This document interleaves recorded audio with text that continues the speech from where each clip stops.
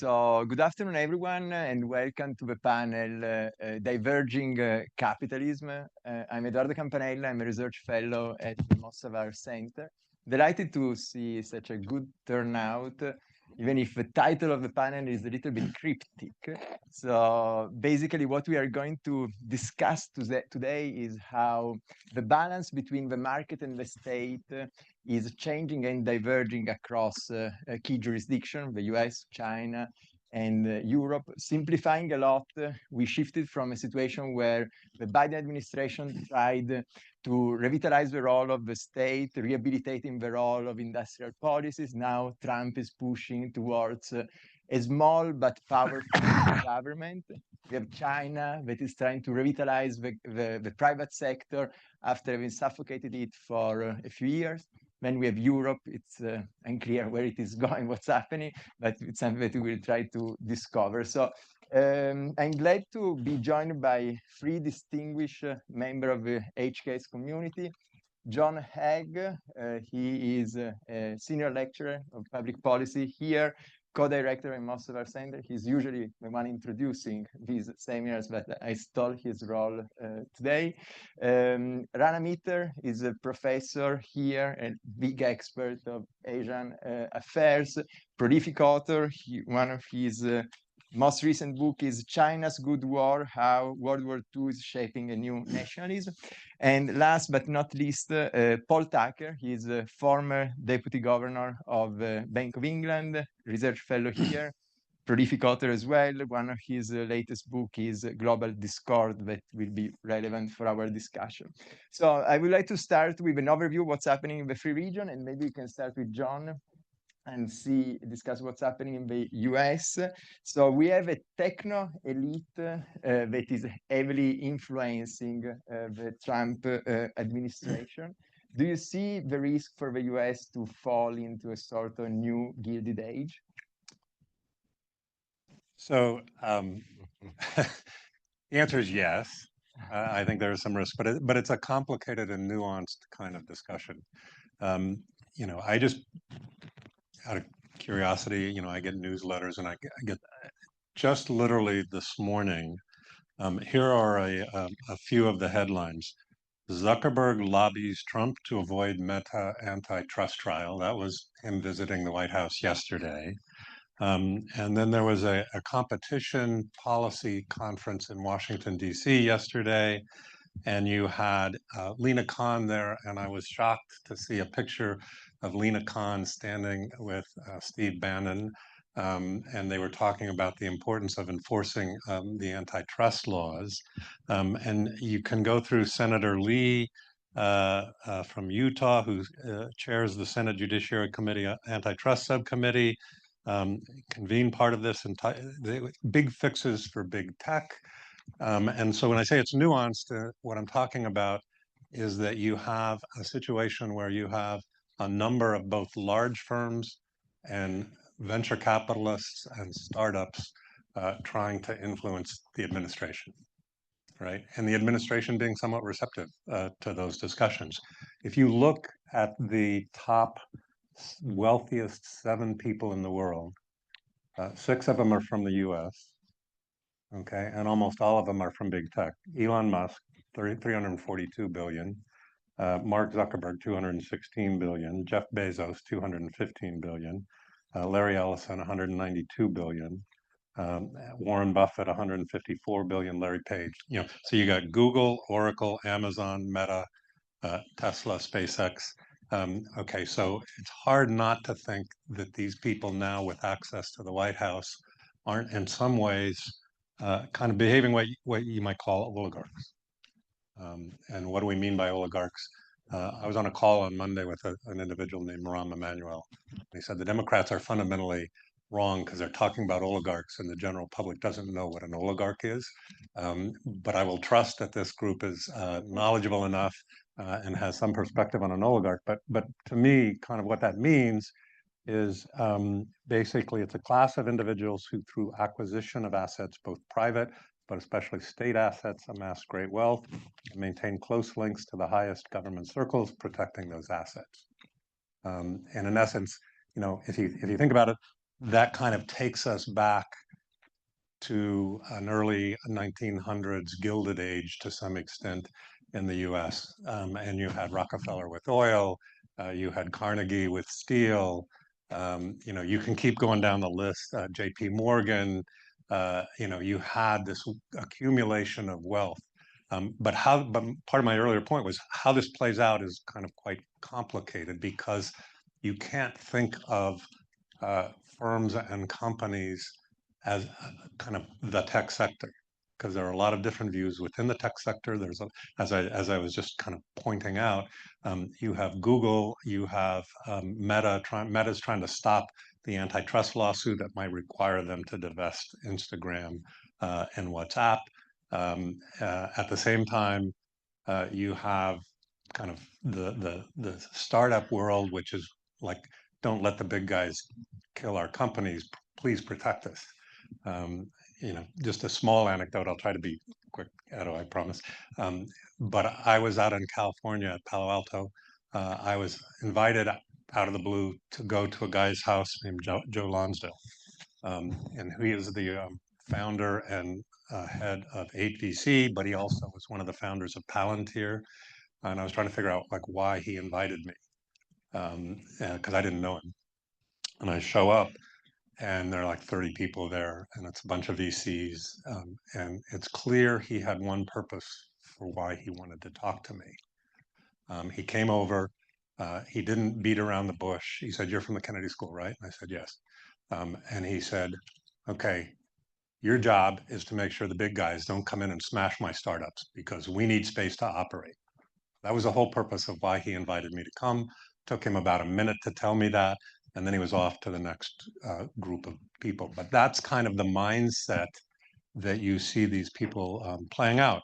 Now, if you look at who President Trump has appointed into various roles, I just was looking, the most obvious is Elon Musk. Okay, highly benefited from government contracts of scale and scope in SpaceX, Tesla, tax breaks for EVs, kind of across the board. But the White House AI and crypto czar, anybody know who that is? David Sachs. Okay, so who is David Sachs? David Sachs is the lead person at Kraft Ventures, which is a venture capital company. And if you look at Kraft's investments, XAI, $6 billion investment, SpaceX, 47 million, Boring Company, another Musk company, 120 million, Neuralink, 51 million. And then he has investments in a number of crypto companies, BitGo, Set Labs, Croesus. He's got about 100 million invest there and more. And then you've got his top economic and policy trade official, Jacob Hellberg, advisor to Palantir Technologies with links to Khosla Ventures. And I can keep going down the list. You've got Andrew Ferguson, who's the chair of the FTC, and he's saying FTC must prosecute tech companies who suppress free speech in violation of antitrust laws, right? So you kind of get the tone and tenor of how these people are playing out their roles, if you will, in the world.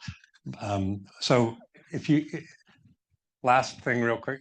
Okay, imagine, I was trying to think, like, imagine you're an oligarch, and you kind of are deeply involved in the development of AI. So what would you want from the government?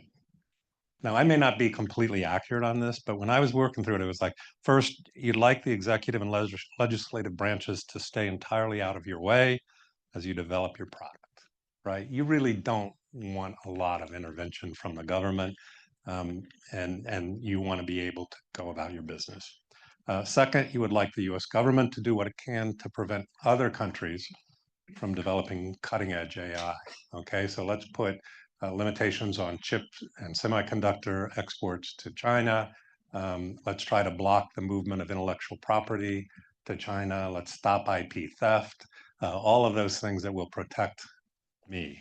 And third, you want something to be done about the remaining potential threats from domestic competition, namely from companies that could yet emerge.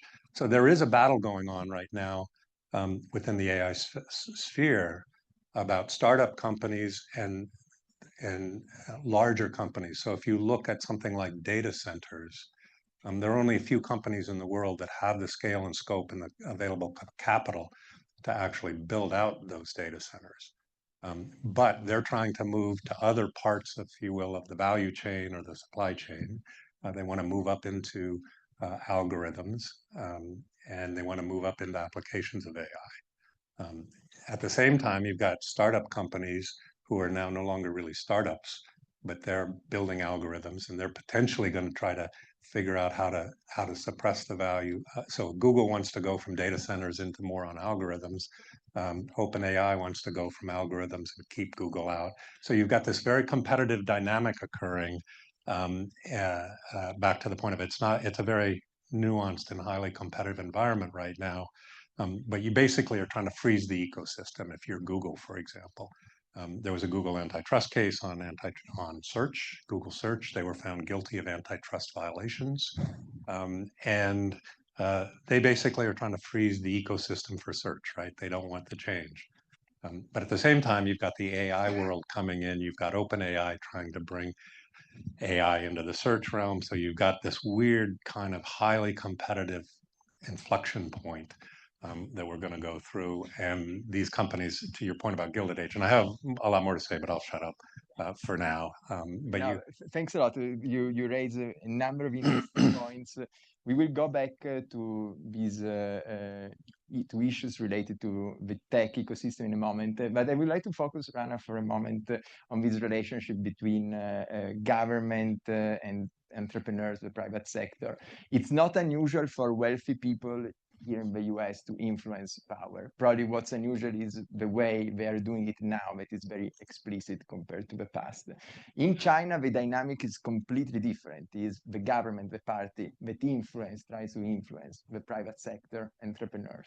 So for the last 3 years or so, the Chinese government has tried to suffocate the private sector through regulatory tightening. It is now trying to revitalize it again, probably because the global environment is not very favorable for China. How has the relationship between the party and companies in China evolved over the last 3 years, and what we can expect in the future? Sure. Thanks, Edo. First of all, I guess if we're going back to the if we're going back to the Gilded Age, then I guess we'll have to all read a lot of Edith Wharton novels to keep us going.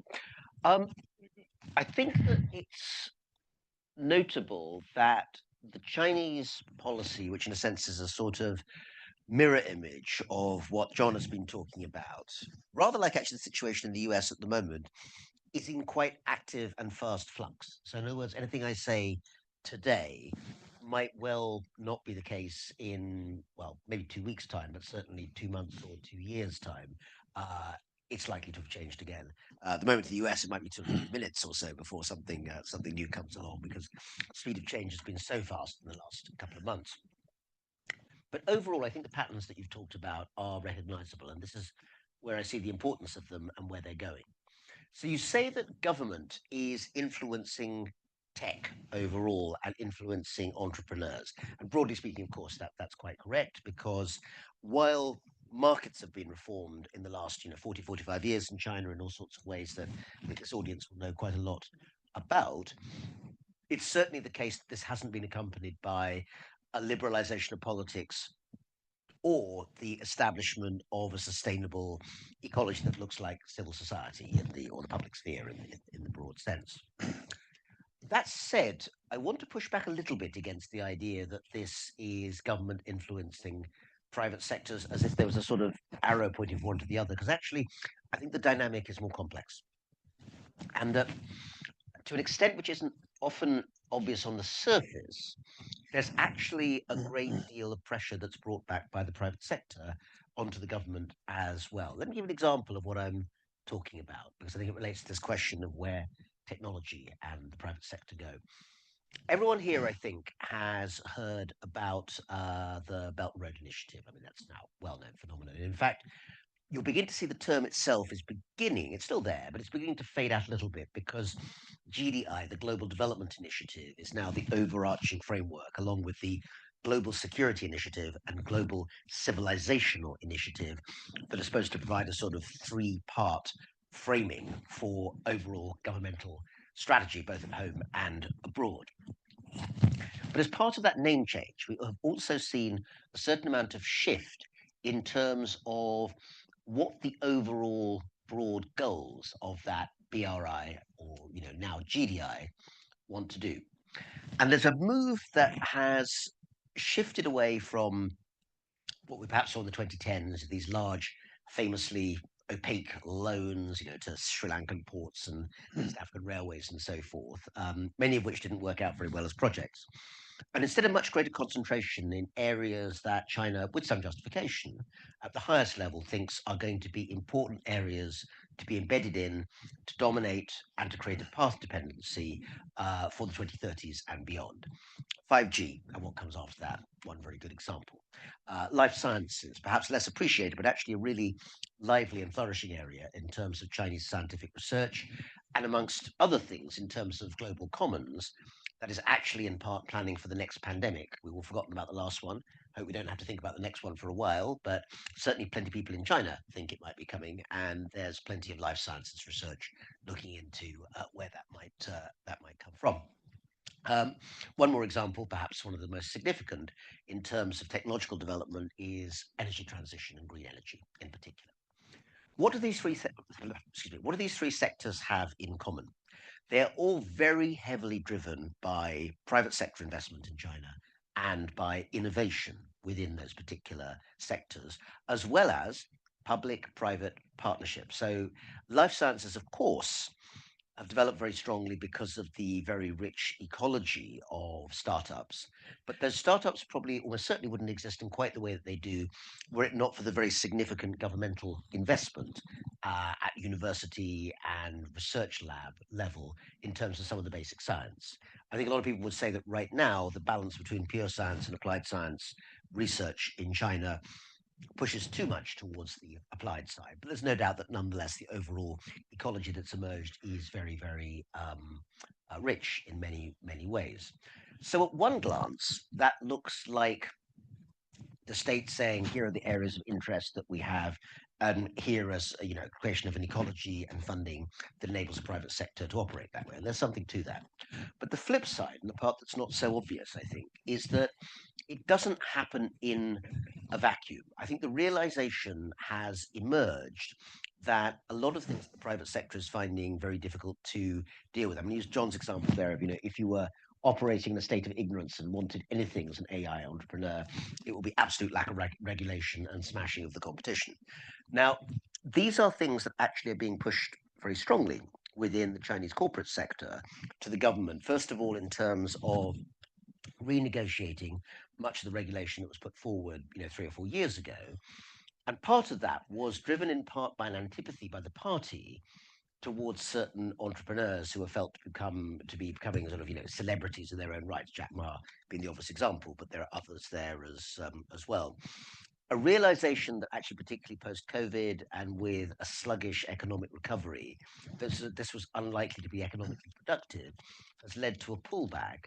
But it's also led, I think, to more lobbying.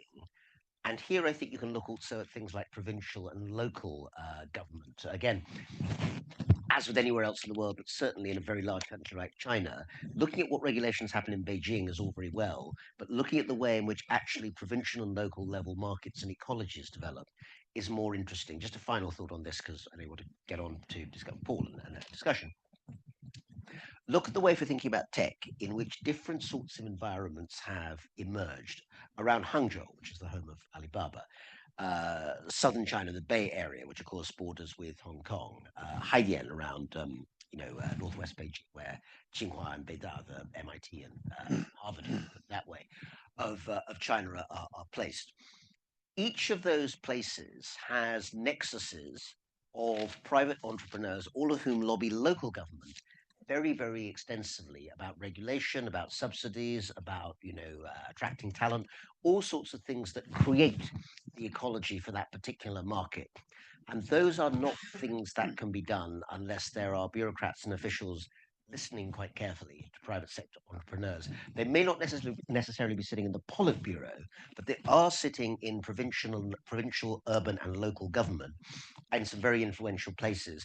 And that is where I would look for the private public nexus to be at its most flexible, rather than necessarily regulations coming out of the ministry in Beijing? So thanks a lot. It was very interesting because you gave certainly more nuanced view about what's going on in China. So Paul, let's talk about Europe, where unfortunately we don't have, at least continental Europe, we don't have a very well developed tech sector. So dynamics are different. Europe was caught by surprise by the decision of the Biden administration to adopt the Inflation Reduction Act. It was caught by surprise by the US disengagement with NATO, and this had implication from an industrial point of view. It's now caught by surprise by the trade war with Washington. So what sort of systemic response can we expect from Europe that tries to balance better the role of the state and the market in this context? Well, thanks, Edo, and thank you very much for including me. Let me start by saying that I think that multinational corporations and my experience of multinational corporations are now out of their depth.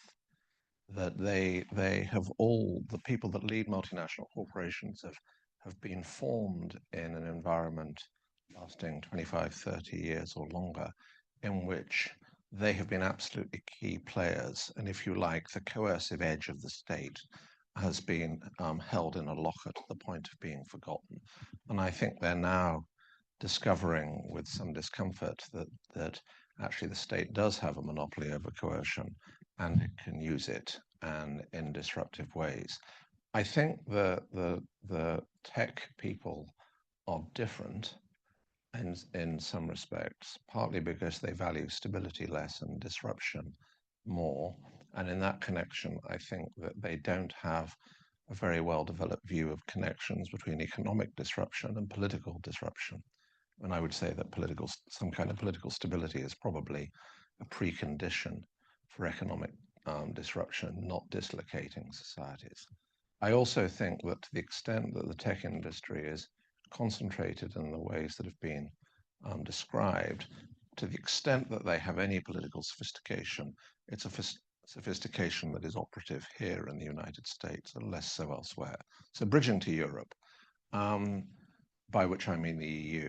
For what it's worth, I think that by far the most sophisticated central bureaucracy anywhere on the planet is in Brussels, and strikingly small as well, with great continuity over the years. They, to the extent that they were taken by surprise in the shift to, if you like, industrial policy under Biden, I'm not sure surprise is the right word. The EU has had very tight policies from the beginning, so the 1950s, 60s, about intra-state sponsored competition within the EU. So for those of you that are American, this is like kind of interstate commerce stuff a century ago here. I think that's now obviously under pressure, partly because of what Biden did, but in any case, because Europe, and I mean the whole of Europe, has suffered to even a greater extent than the rest of the West, worse than North America, in terms of weak underlying growth. But the real jolt given to that now is that over recent years and over recent months, Europe is facing the discomfort of having outsourced its defense for the past 70 or 80 years, which has been an incredibly comfortable equilibrium for the transatlantic alliance. And my best guess is that Europe now is trying to balance a very complicated set of objectives. One would be that they can defend themselves again without alienating America so much in the meantime that they are vulnerable to Russia in the short to medium term. But to the extent that they move slowly towards defending themselves again, this is going to fit with a shift towards industrial policy and a shift towards increasingly making defense kit in Europe rather than the United States. And you can see various things around Lockheed over the past few weeks. So there's that as an objective, and that pushes in the direction of some kind of industrial policy and many other things as well. They will also want to somehow maintain an alliance with the United States in slow motion. And therefore, they will want to calibrate their response in ways that maximize the chances of internal repair inside the United States without damaging their other objectives. You may have to listen to that sentence carefully, and I'm not going to repeat it, but there's something quite harsh said there. And this is where the kind of sophistication of particularly the trade part of the Commission, I think, will come in. I think they will target any response with American domestic politics in mind. And they've got a track record of doing that on previous occasions.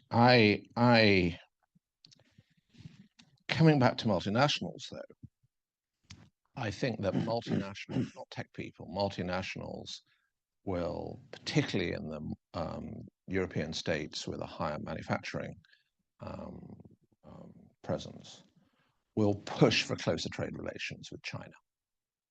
Because to the extent that there is a negative shock to the European economy from trades, Trump measures, and notice I'm not taking a normative view of those measures, I'm just taking them as a factor in the world, that will tend to push multinational leaders in the direction of making trade with the other great economic bloc, the three great economic blocs, the United States, the EU, and China, and then Japan. And it will push multinationals to push the Commission and Paris and Berlin to relaxing and expanding trade with China. And I think that will bring to, not necessarily to a head, but it will bring a tension with other objectives, which is Europe shares the United States objective of not wanting to be overly dependent on China in case the world takes a sour turn geopolitically over the next 20, 25 years. But if there's one group of people on the planet that actually I think are capable of discussing all of that in a coherent meeting, I think that they are in Brussels and the two main European capitals. Whether they can get that through the Council of Ministers, but they suffer a weaker version of legislative sclerosis that is a constant here and which is the root of so many of America's problems. So thanks, Paul. I would like to go for another quick round of questions. I ask the panelists to be well behaved and as concise as possible. So I would like to stick to this concept of industrial policies, because John, here at the center, especially last year, we did a lot of work about this topic, and it seems that industrial policies were sort of the only game in town. So they were rehabilitated and somewhat also abused, also here in the US. How do you expect the attitudes of the Trump administration to evolve towards industrial policy, and also more specifically towards national champions? Because I know this is a topic that you have been thinking about recently. So if you start with the notion, I mean, first of all, you just heard kind of a US perspective from me, you heard a Chinese perspective from Rana and a European perspective from Paul, but it's hard not to think about these things in some integrated and collective way. And I'll give you a specific example. So if you take a multinational, Apple, right? Okay, Apple gets 20% of its revenue from China. Okay, so that's about, I think, $70–80 billion a year. If you look at what they get from Europe, it's another 27% comes from Europe. So it's pretty hard for Apple to think of themselves as purely a US company. If you look at where Apple assembles products, not necessarily manufactures all of them, but assembles them, something like 95% of them come through China, right? And so if I'm Apple, I'm playing a complicated, all of a sudden I'm interjected into a complicated geopolitical environment that I have to figure out kind of how to navigate. Now, somebody described to me, they said it's a bad analogy, but they used it. And they said the Cold War with Russia was an ideological one that manifested itself in certain economic systems.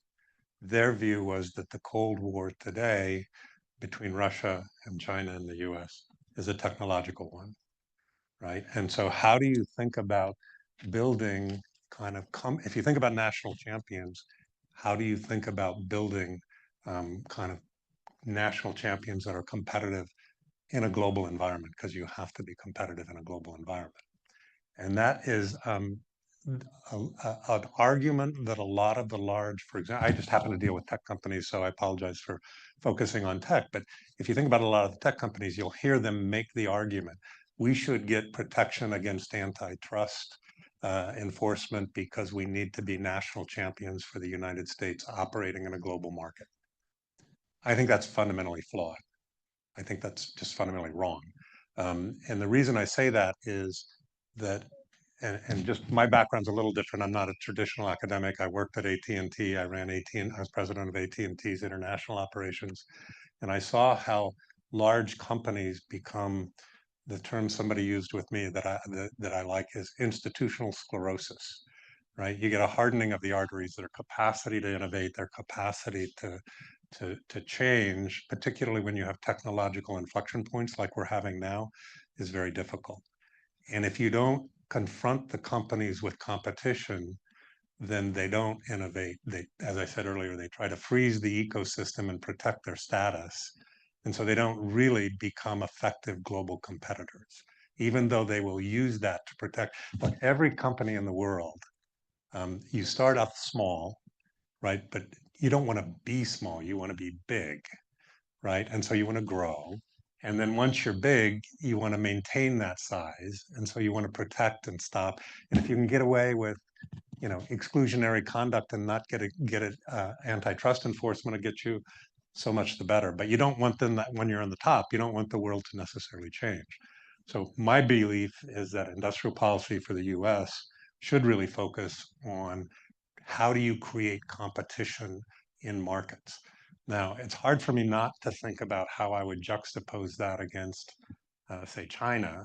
And I'm curious to hear kind of Rana's perspective on this. But you know, people think of China as not a competitive market, and I think that's flawed. And I'll tell you why.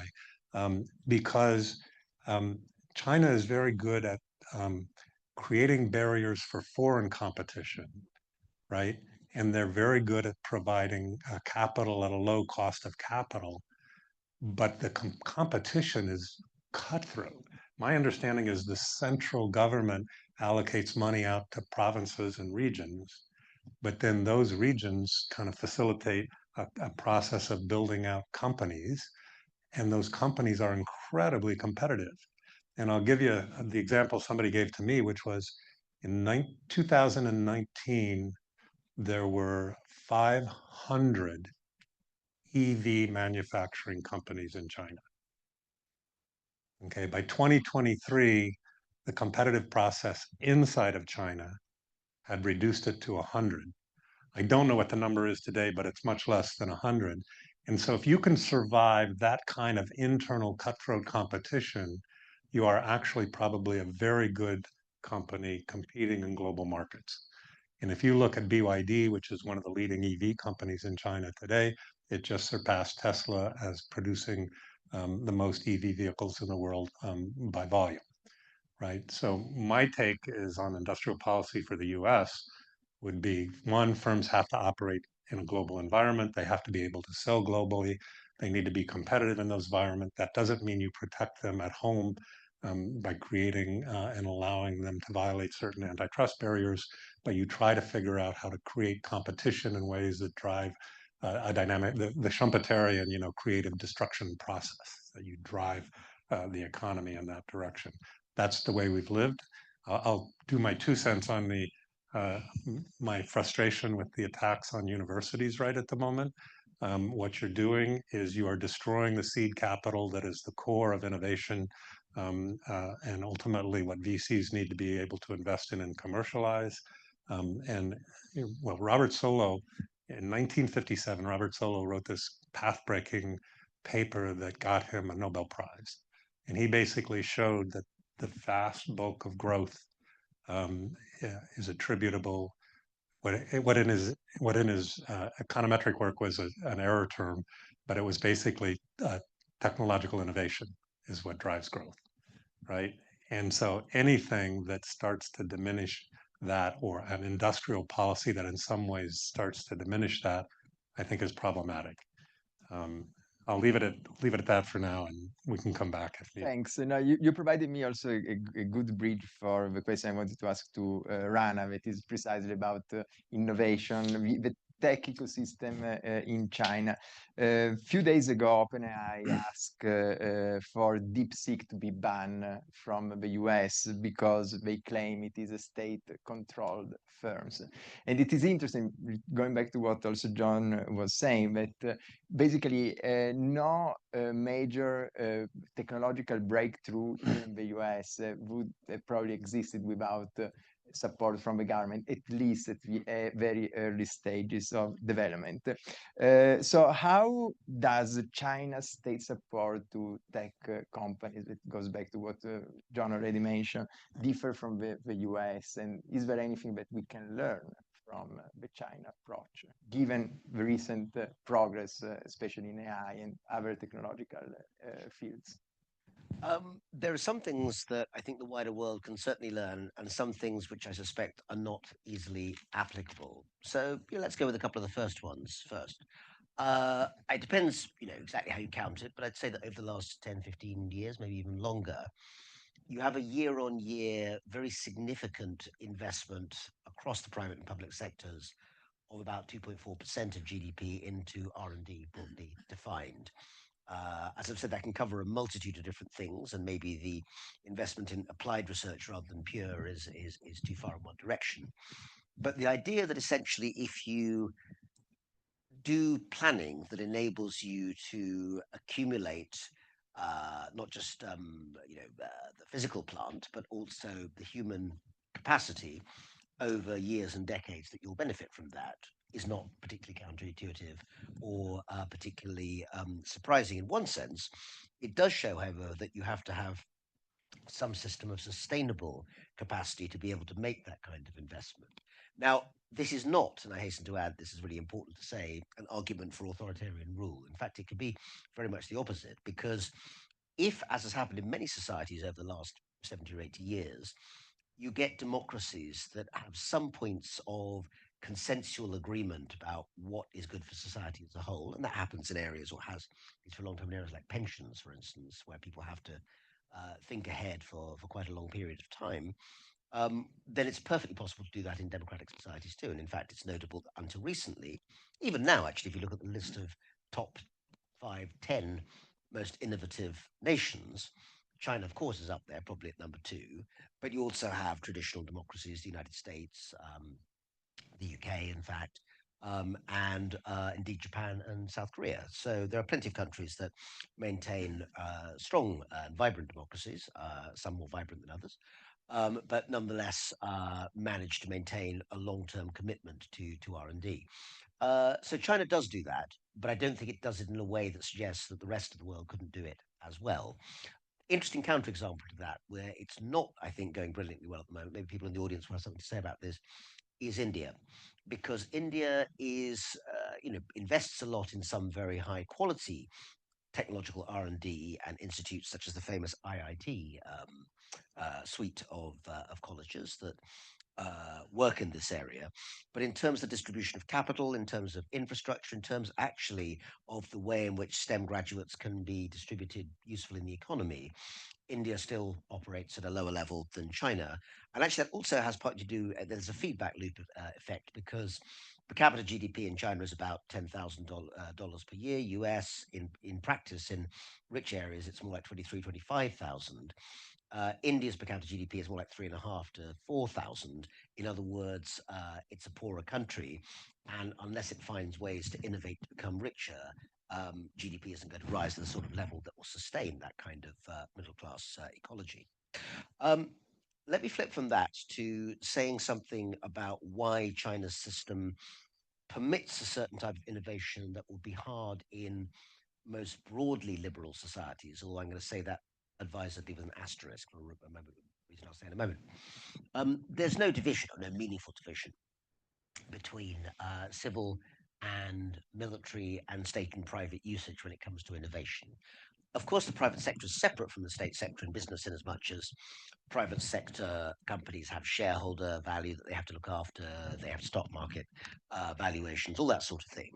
But in terms of the ability of the state as a whole to penetrate what they do, competition is absolutely fierce, as John says, when it comes to commercial innovation, and certainly antitrust law and laws that prevent intellectual property being stolen between private sector actors are becoming much stronger in China. That's a very different thing from the idea that overall the state has access and capacity to access any of those types of innovation for things that it wants to do. And in many cases, including in areas that don't seem immediately defense-oriented, such as life sciences, there is the capacity to be able to use innovation in the military sector to spread out to the commercial sector. Various types of AI would be a good example of that, and vice versa.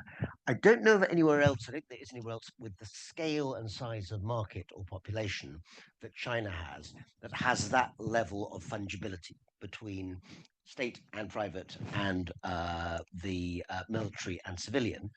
But I will say, and again, this is the same thing as Paul was saying, I said in a normative way rather than a judgmental way, because it's not for me to judge. The point about the way in which private sector and public sector and those involved with them are interacting in the United States at the moment shows, I think, a very fluid moment in the interaction between democracy, capitalism, and the role of business in general. Elon Musk is the sort of headline name everyone comes up with, but as I think John was saying in his comments, there's a lot more complex interaction going on in which the use of technology in particular is going in directions that traditional Cold War era capitalism, I think, wouldn't have contemplated in quite that way. And while China might not be an example of what happened, or rather an exemplar to follow, it is an example of the way in which, when those things interact in ways we haven't previously seen, they produce different sorts of results, many of which, as China's economy shows, can be highly productive and innovative, but may produce a very different sort of society from what either we've experienced before, or indeed, in the case of China, a different society from what China was just 20 or 25 years previously. So thanks, and I would like to close with Paul. Your latest book is Global Discord. Do you see the possibility to get to a global accord in terms of a sort of global governance that can try to make this different system work together again, because there is a clear divergence in what's going on in the different areas? Not anytime soon, but eventually. Two things. First of all, let me just say that I think Rana mentioning India is tremendously important. I was an official until 2013, and in the early 2000s, I was wandering around London and elsewhere saying we're not talking about China enough in a perfectly neutral way. People talk, the word exponential is widely used, but people don't seem to understand that compound growth is really quite powerful.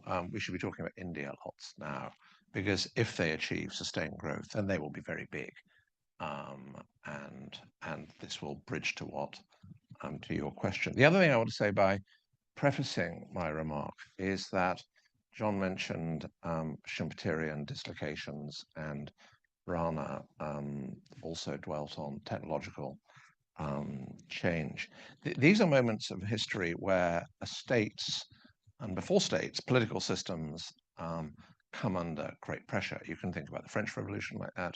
You can think about the American Civil War like that. You can think about the First World War like that. Very few political systems have actually proved resilient in the face of massive technical change. It so happens, in a sense, it would be better if I weren't British in saying this, my country's political system is one of the few that did. And it did so in the late 19th century, 20th century, by extending the franchise and introducing a welfare state. I think it's a really important question whether the United States political system and also the People's Republic's political system can withstand the dislocation that's coming and will go on for a while, because what these dislocations do is they move around who's rich and who's not.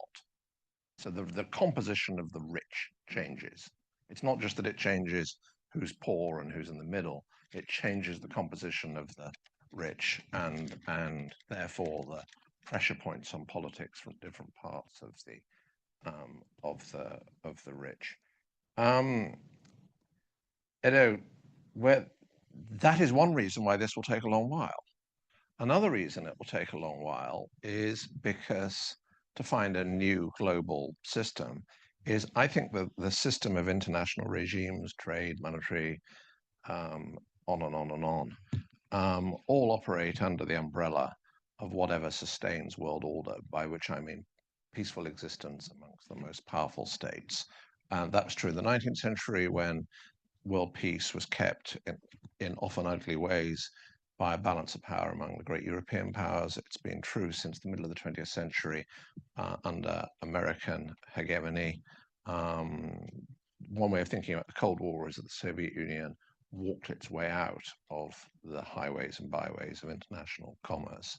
There is a contest going on between China and the United States and its European friends. That will take decades to sort out. I think it may easily take a century to sort out, or to settle down. During that period, I think there's a good chance India will rise. And there's no regime building. And I have chaired G20 committees. There's no regime building when the thing that you need to take for granted, which is the terms of peaceful coexistence among the great powers, is in question. So a building that I kind of worked in a lot, the Basel Tower, which is a center of power for international finance, imagine having conversations there in the G20 about cyber stuff. I mean, you're not going to have any real conversations about that, because cyber is an instrument of the contest. So I don't think so. Barring, the exception is, barring a decisive conflict of some kind, which is decisively won, not necessarily physically won, but decisively won. There is a clear winner, and they can set the terms of the game going forward. And I think that a lot of debates, let me add one thing, Edo, if I may. I think much of the debate about domestic policy here, and to some extent in China, but especially here, still hasn't inhaled that. Still doesn't think, actually, to what extent are these things that we want to do, are they actually going to help China in the thing that we think is our greatest priority, which is the contest with China? And I'm not so greatly surprised by that, because the point about prolonged peace is you get silos. This university is fantastically siloed. Actually, this school is quite siloed. Much more importantly, most governments are highly siloed. Monetary stuff, trade stuff, security stuff. It wasn't like that in the middle of the 20th century, because it couldn't be like that then. I have argued in my book that it shouldn't be like that now, but you don't change things by writing a book. And even books that sell hugely more, they don't change anything, really. People have to bump into problems and think, oh, damn, we really should have spoken to those other people who we don't even know where their building is. And that's a problem in Washington and in London and in Berlin, perhaps least of all in Paris in the West. So thanks a lot. We are a bit late. We have roughly 10 minutes for Q&A. So feel free. Okay, you? Thanks so much. My name is Olga. I came from the business school, so a little less siloing. I have a question about the US dollar. So this is the first time in history we have a global hegemon that's basically deficit-led as opposed to surplus-led. If you think about the British Empire or any other empires that came before, is de-dollarization a risk, and how would you see it play out? This is clearly a question for Paul, but any other wants to ask a question, because maybe it's easier in the interest of time if we collect a few. Okay, maybe.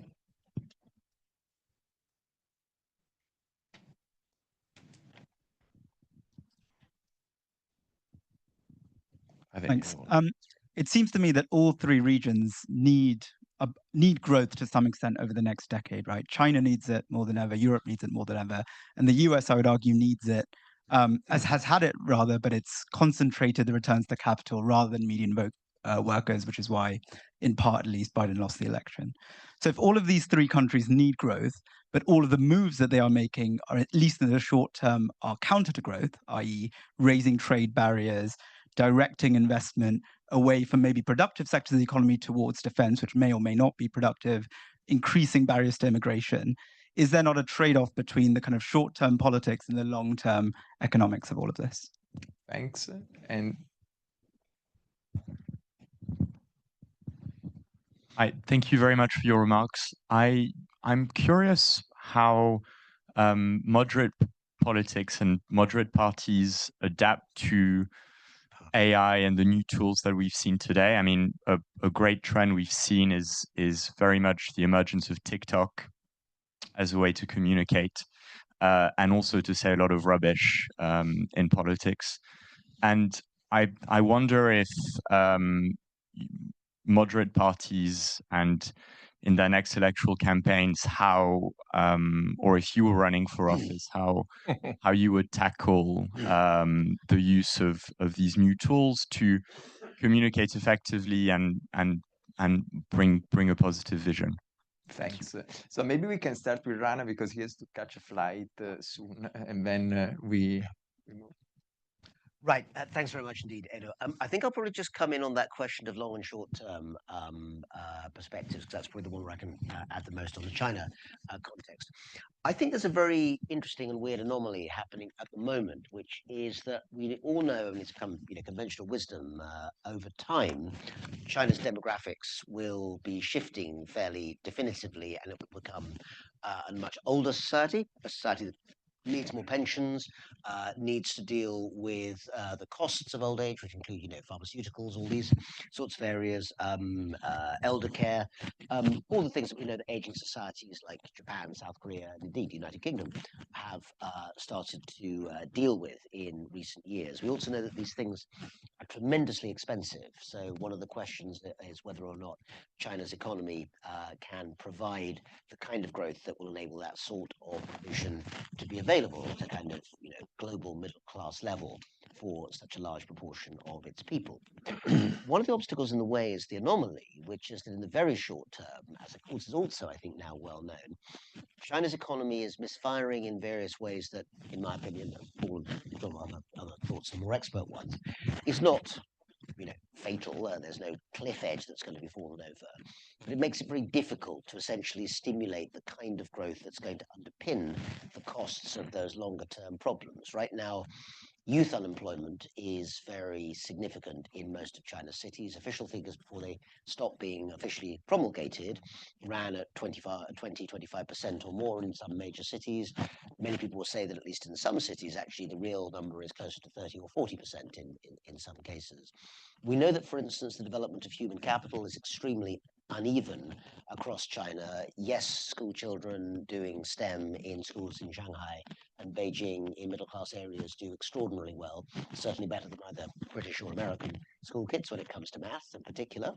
But when you look at the countryside, we are still looking at areas where educational provision and capacity to increase life chances is still spectacularly bad, in large part because, again, the hukou system, the internal permit system for residents, does not permit full moves from countryside areas to city ones without losing. It's not illegal, as I'm sure people know, but it means that your welfare and other rights don't transport with you, and nor do your children's rights.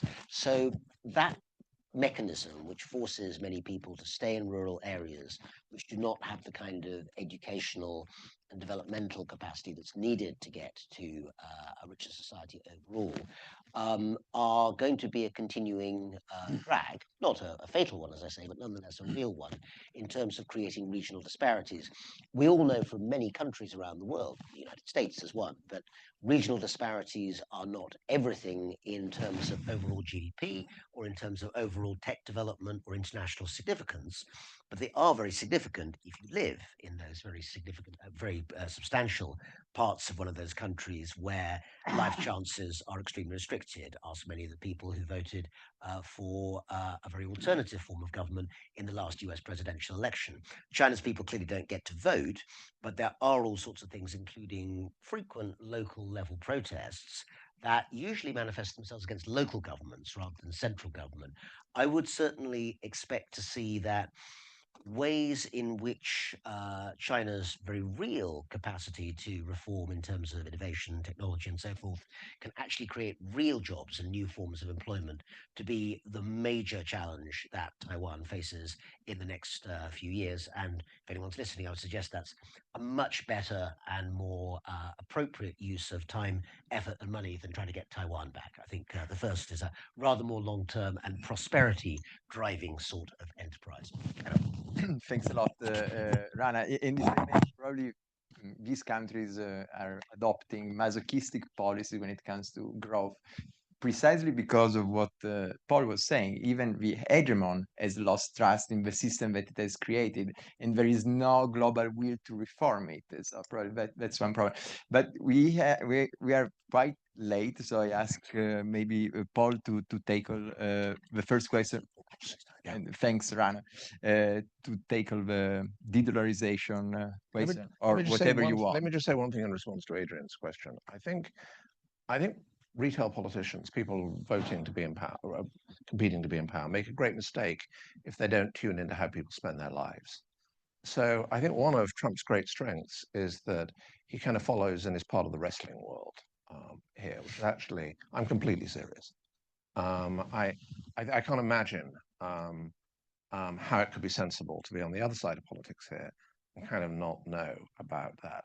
People criticize him a lot, not just on policies, for being repetitive. Well, pop songs, the lyrics in pop songs are endlessly repetitive, and they always have been since the middle of the 20th century.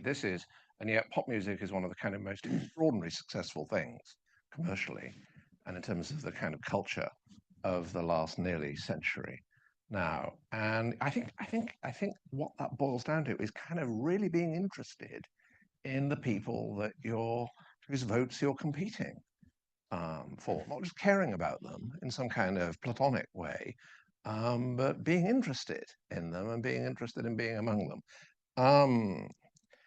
On the dollar, I think it's probably a mistake for any state. My country did this at a point, but in rather different circumstances, to say, you better use the dollar or else, or you better use our currency or else.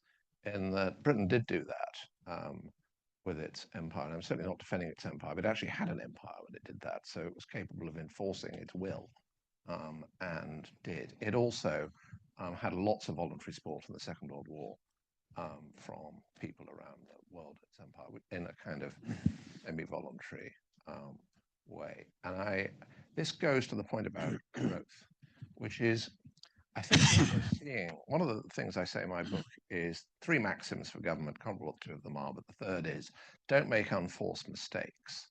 And I think we're seeing unforced mistakes as the pressure of a new international economy kind of feeds into domestic politics, and people think, how do I get through the next year and get elected again, or the midterms, or rather than thinking what might be in the longer term interest. Of the 3 areas you identified, China, the United States, and Europe, it is an extraordinary thing that only one has easy wins, and that's the EU. So the EU has obstacles that, if it could push the obstacles away, capital markets union, single market union, in levels term, not in underlying growth, then there will be a shift upwards.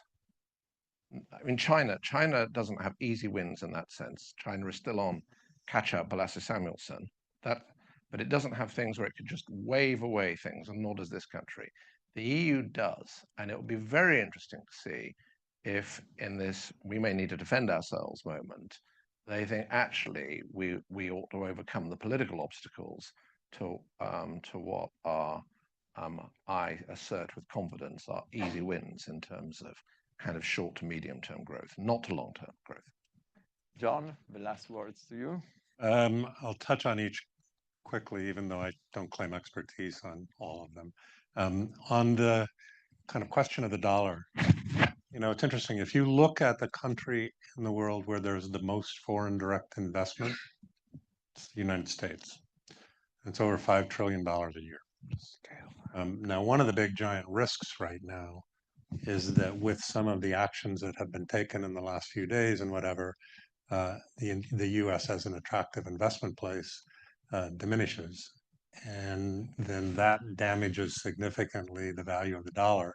There was something strange this morning where normally the kinds of tariff announcements that Trump made yesterday, the dollar value should go up, but the dollar value went down.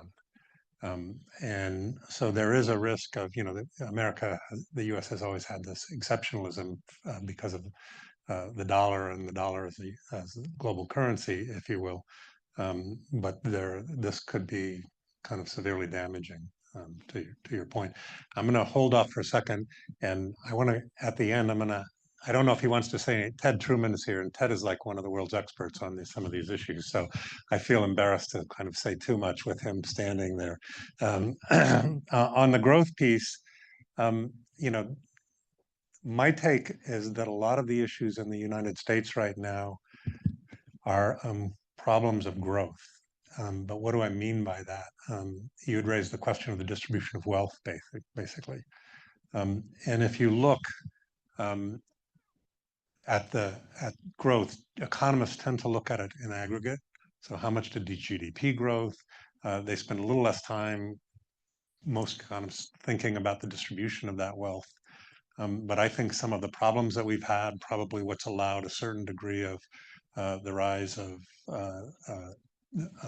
President Trump, is that for the first time in the history of the United States, people are worried that their children are not going to be better off than they are. In fact, they're pretty sure they're not going to be better off than they are. So, you know, people like myself, it's like you start worrying about how does that play out? First time ever, right? And that creates a lot of dislocation. And I think the issues are kind of socioeconomic. And so while growth is critical to addressing that, I think the distributional questions are paramount. And it's partially the actual distribution, it's partially the distribution of opportunity, a sense of the equity and the fairness of the opportunity. But look, this isn't my area of expertise, so that's just me speaking. Any of you could probably provide your perspective on that just as well. On the parties piece of it, the last thing I'll say there, the political parties and how you approach it. There's a professor here, some of you may know, Todd Rogers, right? And Todd did some research which helped him get tenure. And he started off trying to figure out how to influence voters to vote, right? And one of the things they did was he ran a very systematic randomized control trial kind of experiment. And he took one group and just called and said, are you going to vote? And then he took a second group and he called and said, are you going to vote? And then they asked questions about, do you know how you're going to go to the polling place, how you're going to get there? And so just the act of laying out a plan was part of the conversation. And then the third group, he said, the first two things, are you going to vote? Do you have a plan? And oh, by the way, we're going to follow up with a few people to see if you were actually able to follow your plan. Okay. If you look at each, and you can get the voter turnout, so you can see who actually voted. You can look after the fact. And he mapped it. And that process of the specific conversation led to much higher turnout. Those people that said they were going to turn out actually turned out. Right now, why am I telling you that story? Because if you think of AI, the capacity to know enough about people in great detail that you can create a story for them as to how they can turn out to vote, and also predict the likelihood of they're going to vote for your party, will start growing up dramatically. Now, if you carry that to an extreme, it's kind of scary, right? Because it feels like an incredibly manipulated political process.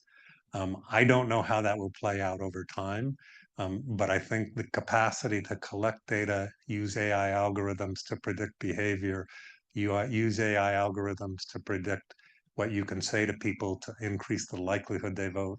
All of those things are going to go up significantly in my view, but I don't know how to deal with that. I have no clue how to deal with it. You don't need to say anything, Ted, if you, okay, never mind. So thanks a lot, John. I want to thank also Paul and Rana and you all for staying with us until a bit longer than we expected. So I wish you all a nice rest of the day. Bye.